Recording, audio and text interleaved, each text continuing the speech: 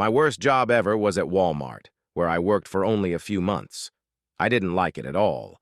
I didn't get along with many of my coworkers, and the customers were strange. It felt like a lot of people were unfriendly in general. I was 24, and Walmart was my second job to help with expenses for my new apartment. I did different tasks like working the register, sitting at the desk outside the fitting room, or being a general sales associate. On the day this happened, I was a general associate, walking around, helping customers, and fixing things on the shelves. Don't forget to give the video a thumbs up and subscribe. It's free, and it helps us create more content for you to enjoy. I talked to a lot of people that day, including some really annoying customers, but nothing could have prepared me for who I would run into. I felt a tap on my back, and when I turned around, it was my ex-girlfriend, Casey. She seemed happy to see me and went in for a hug. I was surprised because she didn't live nearby. I asked why she was there, and she mentioned hearing from a mutual friend that I started working at Walmart. Casey and I ended our relationship on bad terms. She harassed me after the breakup, and I had to block her on everything to make her stop. She was extremely controlling, obsessed, bipolar, and paranoid during our relationship. Even after we talked things out multiple times, she wouldn't stop trying to contact me and meet up, leaving crying voicemails. I don't say this to make fun of her or mental illness, but she has problems. I had to tell her many times that her behavior is not normal. Her finding out I got this job and coming to my place of work I was not okay with. Even though I hugged her back and was cordial at first in this interaction, I eventually cut the crap and said, "Why are you here?" The fake friendliness stopped here on both sides. Her face got more serious, and she started telling me that it's really messed up that I blocked her out of my life like this. I told her this is the exact kind of behavior that made me block her. Showing up to my job is not normal. After that, I asked Casey which friend told her I worked here. She said it didn't matter, but I disagreed. I didn't think anyone shared that information with her. I broke up with Casey many months ago, so she shouldn't have known about my new job or apartment. I was sure my friends weren't in touch with her anymore. I told her I'm with someone else now and need to go back to work.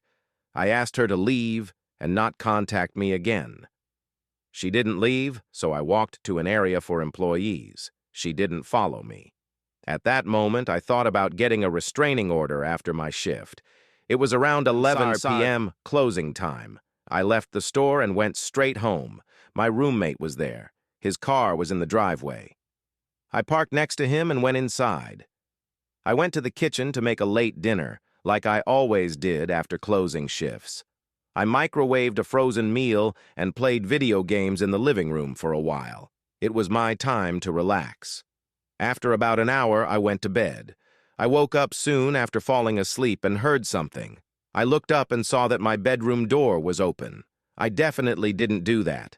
My roommate Paul goes to bed really early because he works early, and there's no chance he'd just get up and randomly open my door.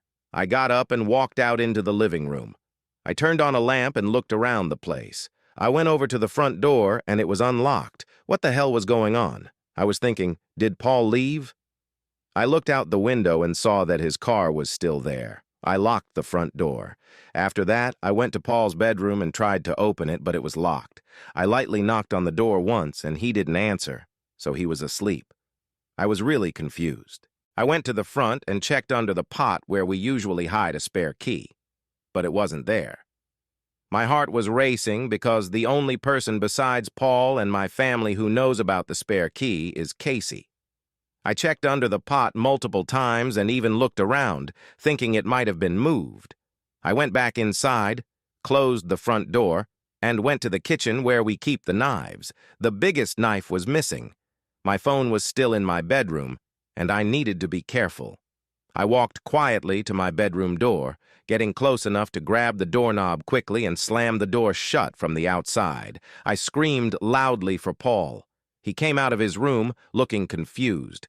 Suddenly, there were banging sounds on the bedroom door from the other side, and Casey's voice saying, "I'm sorry, let's talk."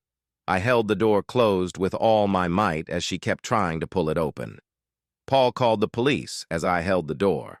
After a few minutes of this, Casey stopped trying to pull the door open, and she was hysterically crying on the other side of the door. Finally, the police arrived and came inside. I moved away from the door, and the officers made sure Casey dropped the knife before she came out.